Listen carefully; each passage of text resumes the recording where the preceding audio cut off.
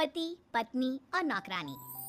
शीतल और अभिमन्यु की शादी को 5 साल हो चुके थे, लेकिन अभी तक उनका कोई बच्चा नहीं हुआ था। इसकी वजह से शीतल और अभिमन्यु परेशान रहते थे, लेकिन उन दोनों से ज्यादा परेशान थी शीतल की सास, यानी अभिमन्यु की माँ जानकी देवी। जानकी देवी चाहती थी कि जल्दी से जल्दी उनकी गोद में पोता या पोती आ जाए, और इसीलिए वो अपनी बहू शीतल को लेकर एक दिन हॉस्पिटल पहुंची। डॉक्टर मैडम, जरा ठीक से चेक करके बताइए ना, कई बड़े बड़े डॉक्टर को दिखाया है, लेकिन मेरी बहू माँ ही नहीं बन पाती। मैंने शीतल को बहुत अच्छे से चेकअप किया है। देखिए, बात यह है कि शीतल के अंदर माँ बनने की कैपेसिटी नहीं है। ये आप क्या कह रही हैं डॉक्टर साहब? कोई तो इलाज होगा ना, कोई दवाई दे दीजिए। देखिए, कुछ प्रॉब्लम ऐसी होती है जिनका कोई ट्रीटमेंट नहीं होता। आई एम सॉरी टू से, लेकिन शीतल कभी माँ नहीं बन सकती, क्योंकि उसके यूट्रस में अंदर से ही कुछ प्रॉब्लम है। घर आने के बाद क्या हुआ माँ? कहाँ लेकर गई थी आप शीतल को? अरे कहाँ लेकर जाती, डॉक्टर मैडम के पास ले गई थी, लेकिन तेरी बीवी तो कभी माँ बन ही नहीं सकती। मम्मी जी, इसमें मेरी क्या गलती? अगर अंदर से कोई प्रॉब्लम है तो उसमें मैं भी कुछ नहीं कर सकती। जानती हूँ, ये बात डॉक्टर के मुंह से सुन चुकी हूँ। अब दोबारा मेरे सामने इस बात का गाना मत गा। परेशान होने की जरूरत नहीं है, सोच लेना कुछ। अरे क्या सोचेगा तू? जब डॉक्टर कह चुका है कि तेरी बीवी माँ नहीं बन सकती, तो पता क्या सोचेगा तू? कहाँ से लाएगा बच्चा? माँ, ये तो मैं भी नहीं जानता। अभिमन्यु, क्यों ना हम अनाथ आश्रम से एक बच्चा गोद लिया है? क्या फर्क पड़ता है बच्चा हमारा हो या गोद लिया हुआ? आई बड़ी बातें बनाने वाली, क्या फर्क पड़ता है? अरे क्यों फर्क नहीं पड़ता? मुझे इस वंश को आगे बढ़ाने के लिए मेरे बेटे का खून चाहिए, किसी दूसरे का नहीं। लेकिन माँ, आप जानती है कि ये अब पॉसिबल नहीं है। मैं कुछ नहीं जानती। मैं किसी पराये की औलाद को इस घर में अपना पोता या पोती बन के बढ़ता हुआ नहीं देख सकती। मेरा वंश मेरे बेटे के खून से ही आगे बढ़ेगा। लेकिन मम्मी जी, ऐसा कैसे हो पाएगा? आप अच्छी तरह जानती है ना, मेरा और अभिमन्यु का बच्चा नहीं हो सकता। तो मैं अपने बेटे की दूसरी शादी करवाऊंगी और अपनी दूसरी बीवी से ये मुझे बच्चा पैदा करके देगा। ये आप क्या कह रही हैं माँ? मैं किसी और से शादी नहीं करने वाला। मेरे रहते हुए आप अभिमन्यु की शादी किसी और से करवाएंगी मम्मी जी? आप ऐसा कैसे कर सकती हैं? ओ, बस देखती जा बहू, मैं ऐसा कैसे कर सकती हूँ। कुछ दिनों के बाद, अभिमन्यु, मैंने तेरे लिए लड़की ढूंढ ली है। माँ, मैं आपको कितनी बार समझाऊं, मुझे किसी से शादी नहीं करनी है। पहले मेरी बात सुन। ये जो चमेली है ना, हमारे घर में काम करने आती है, वो तुझसे शादी करने के लिए तैयार है। मम्मी जी, आप अभिमन्यु की शादी एक नौकरानी के साथ करवाएंगी?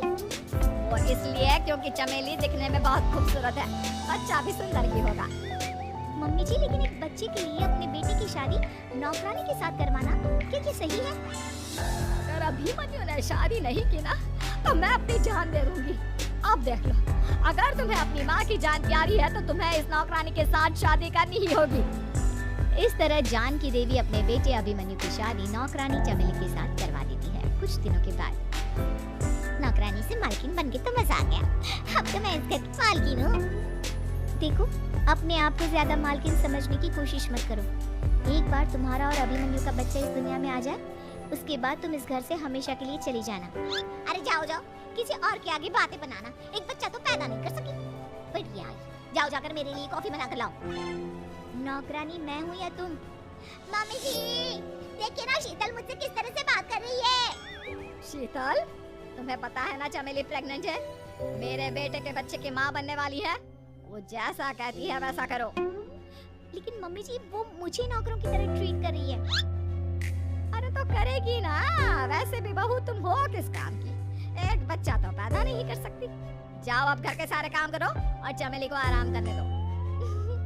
थैंक यू मम्मी जी, भगवान आपका भला करे। आप नहीं होती तो मैं नौकरानी से महारानी कैसे बनती? देखो, तुम्हें जो चाहिए सब मिलेगा। खूब खाओ पियो, मजे की जिंदगी जियो, लेकिन बस मुझे एक बच्चा पैदा करके दे दो। कुछ दिनों के बाद, मम्मी, बच्चे के लिए आपने मेरी शादी चमेली के साथ करवा तो दी, लेकिन दिन और रात का चैन मिट गया है। सारा दिन शीतल और चमेली की बहस चलती रहती है। अब शीतल को इस घर में रखने से क्या होगा? मैं तो कहती हूँ उसे घर से निकाल दो, है भी किस काम की। मैं ऐसा नहीं कर सकता माँ, वो मेरी पत्नी है, उससे बहुत प्यार करता हूँ मैं। तुम्हारी पत्नी चमेली है, चमेली, उससे प्यार करो। अरे तुम्हारे बच्चे को जन्म देने वाली है वो। अभिमन्यु, मैं खुद ही इस घर से चली जाती हूँ। वैसे भी अपने ही घर में नौकरों की तरह रहकर परेशान हो चुकी हूँ। घर की नौकरानी मेरे ऊपर हुक्म चलाती है, वो तुम्हारी पत्नी बन चुकी है। अब मेरा इस घर में क्या काम? अभिमन्यु के बार बार रोकने पर भी शीतल उस घर से चली जाती है। कुछ दिनों के बाद चमेली एक बच्चे को जन्म देती है। भगवान ने मेरी सुन ली, मेरे बेटे का घर भर गया, उसका अपना बच्चा इस दुनिया में आ गया। मम्मी जी, बच्चे को हाथ लगाने से पहले मेरी एक शर्त तो सुन लो। तुम कहना क्या चाहती हो चमेली? आपकी मम्मी को बहुत शौक था ना अपने पोते को खिलाने का। अब देखो, इस दुनिया में हर चीज की कोई ना कोई कीमत तो होती है। तुम अपनी आधी प्रॉपर्टी मेरे नाम कर दो, बच्चा तुम्हारे नाम। अरे लेकिन मैंने अपने बेटे से तुम्हारी शादी करवाई है, अब ये सौदेबाजी कहाँ से आ गई? जो औरत अपनी बहू को घर से निकाल कर एक नौकरानी के साथ अपने बेटे की शादी करवा दे, वो तो सौदेबाजी कर ही सकती है ना। उसका कैसे भरोसा कर सकते हैं?